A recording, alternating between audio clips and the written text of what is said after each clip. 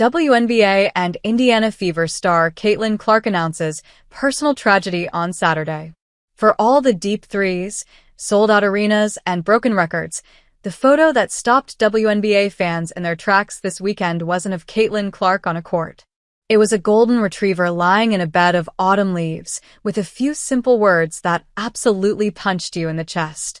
On November 29, 2025, Caitlin Clark used her Instagram story to share the kind of news no box score can prepare you for. Her family's golden retriever, Bella, her dog of nearly 9 years, had passed away. "We're gonna miss you, puppy," she wrote over that fall photo, adding, "Gave us so many good memories."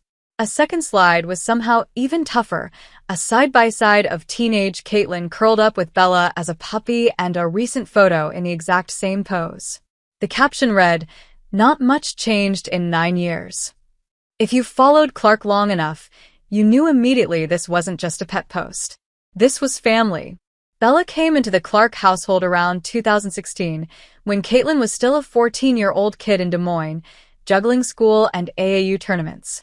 From there, Bella was just always there. Through the high school hype, through Iowa's sold-out Carver Hawkeye nights, through the whirlwind move to the WNBA and the Indiana Fever. During the COVID years at Iowa, when arenas were half empty and fans were cardboard, Bella still snuck in. Clark's family would show up with Bella's face on cutouts, a tiny wink that, even in the strangest of seasons, home always followed her into the building. Over time, fans started to catch on. Bella showed up in family photos, in casual off-day snapshots, and in fan edits calling her Caitlin's lucky charm and the real MVP of the Clark era. So, when that quiet IG story went up on Saturday, the replies didn't read like reactions to a celebrity's dog. They read like messages for someone who had just lost a piece of their foundation. Losing a dog is losing family. R.I.P. Bella. You were there for all of it. In a year where Clark has already had to sit with a lot of tough emotions, this one hit different. How Bella is already part of Caitlin's Nike story. The most beautiful part of this? Bella was already literally part of Caitlin Clark's game. In June 2025, Clark laced up a special player-exclusive Nike Kobe 6 Protro colorway she helped design herself. The name said everything. The Bellas. The shoes were a love letter in sneaker form. A tan-leaning upper that echoed Bella's golden fur. Soft touches that felt more home than hype. And on the insole, Bella's actual picture. Post-game, Clark explained why she wanted it that way. "Nike asked me what I want to do with the Cobes. My dog is really important to me. It makes it fun when they're a little more personal." She didn't just wear them. She went off in them. On June 14th against the New York Liberty, in her return from an early season quad issue, Clark erupted for 32 points, hit 7 threes, added 9 assists and 8 rebounds, and led the Fever to a 102-88 win. It was one of the best all-around performances of her pro career.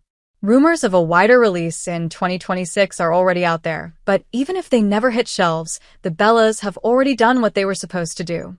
They made sure Bella is part of Caitlin's story forever. All of this comes at the end of one of the most emotionally exhausting seasons of Caitlin Clark's life. On paper, her second year in the WNBA should have been a joyride. Another leap. Another set of records. More nightly, "Did you see what Caitlin just did?" moments. Instead, it turned into a puzzle of what-ifs and rehab sessions. Her opener on May 17th against the Chicago Sky looked like the season everyone expected: 20 points, 10 rebounds, 10 assists for blocks, 2 steals, and a blowout win. The full Caitlin Clark package. Then the injuries started stacking up. Left quad tightness in preseason, a quad sprain that cost her 5 games, groin issues, a later bone bruise in her ankle. By the time the Fever finally ruled her out in early September, Clark had played just 13 games. She still averaged 16.5 points, 8.8 assists, 5.0 rebounds, and 1.6 steals, numbers most guards would celebrate, but for someone wired like her, it wasn't close to enough. Head coach Stephanie White kept the big picture in focus. Making sure we're prioritizing her long-term health and wellness is the most important thing. Clark didn't hide how much it hurt. Disappointed isn't a big enough word, but even in the bad, there is good. That sentence lands differently now. Because when you're already on the sideline, when you're already sitting with frustration and uncertainty, losing the dog that walked with you through every stage of that journey, that's a different kind of rehab. There's no timetable for that.